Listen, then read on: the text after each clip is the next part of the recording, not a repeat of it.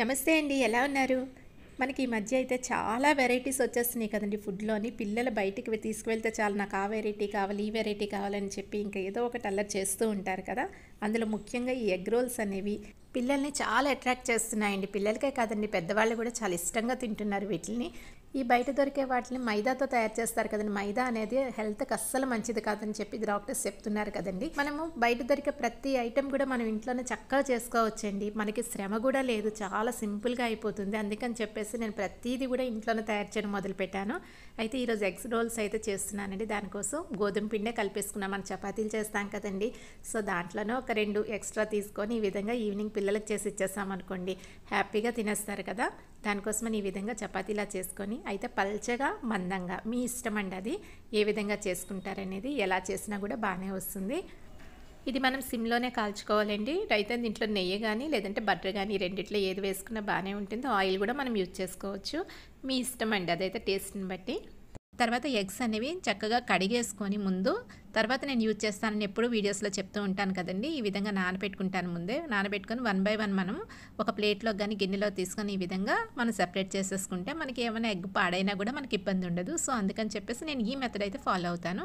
ఇందులోనే నేను కొంచెం మనకు కావాల్సినవి స్పైసెస్, మన పిల్లలు అంటే చిన్న పిల్లల పెద్దవాళ్ళని చూసుకొని దాని ప్రకారంగా మిరియాల పొడి, ఉప్పు ఇలాంటివన్నీ, లేదంటే కారం కూడా వేసుకోవచ్చు, మసాలా పొడి కూడా వేసుకోవచ్చు.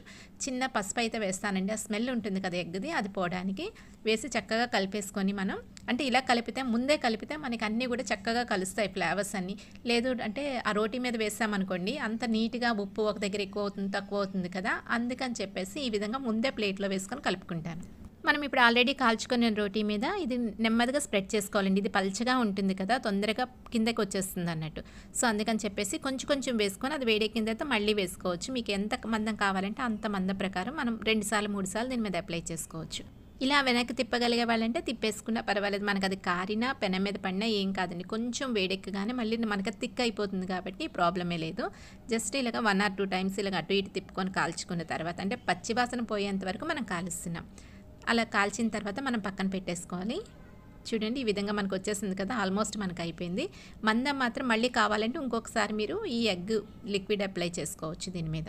ఇప్పుడు ఇది రెడీ అయిపోయింది కదండి. దీని మీద మనం ముందుగా కట్ చేసుకున్న ఉల్లిపాయలు, క్యాబేజ్, క్యారెట్ అన్నీ కూడా మనం ఏదైతే తురుము పెట్టుకుంటాం అన్నీ కూడా రెడీ పెట్టుకొని, తర్వాత ఒక సాస్ అనేది వేసుకుంటున్నామండి. కెచప్ కానీ సాస్ కానీ ఏదైనా వేసుకొని దీని మీద అప్లై చేసుకోవాలంటే పిల్లలు తినే ఫ్లేవర్స్ని బట్టి మనం అప్లై చేసుకోవాలి. లేకపోతే మైనస్ కూడా వేసుకోవచ్చు. దీని మీద క్యారెట్, ఉల్లిపాయలు, క్యాబేజ్, పన్నీర్ కూడా వేసుకోవచ్చు. ఇవన్నీ కూడా మీకు ఆప్షనల్ అండి. ఏవి నచ్చితే అవన్నీ వేసుకొని తర్వాత మైనస్ అనేది పైన వేసుకుంటున్నాను. ఇలాంటి నాబ్స్ వస్తూ ఉంటాయండి. సో మనకు చాలా ఈజీ అయిపోయింది. ఇప్పుడు 10 రూపీస్ ప్యాకెట్కి కూడా ఇలాంటివి ఇస్తున్నారు కాబట్టి మనం ఈజీగా తెచ్చుకొని యూజ్ చేసుకొని వెంటనే మనం పారేసుకోవచ్చు. నెలల తరబడి మనం ఫ్రిడ్జ్లో పెట్టాల్సిన అవసరం అయితే లేదు. సో ఇలా చేసుకొని చక్కగా రోల్ చేసుకొని మనం ప్యాక్ చేసి ఇచ్చేస్తే పిల్లలు చక్కగా తింటారండి. మనకి ఇది బాగుంది కదండి. బయట నుంచి కొనక్కర్లేకుండా ఇంట్లోనే మన చేతులతోనే చేస్తే ఆ తృప్తే వేరు కదా. పిల్లలు కూడా ఇష్టంగా తింటారు. ఎన్ని కావాలంటే అన్ని మనం హ్యాపీగా ఇవ్వచ్చు. నచ్చిందండి వీడియో? నచ్చితే లైక్ చేయడం మాత్రం మర్చిపోకండి. Thank you for watching.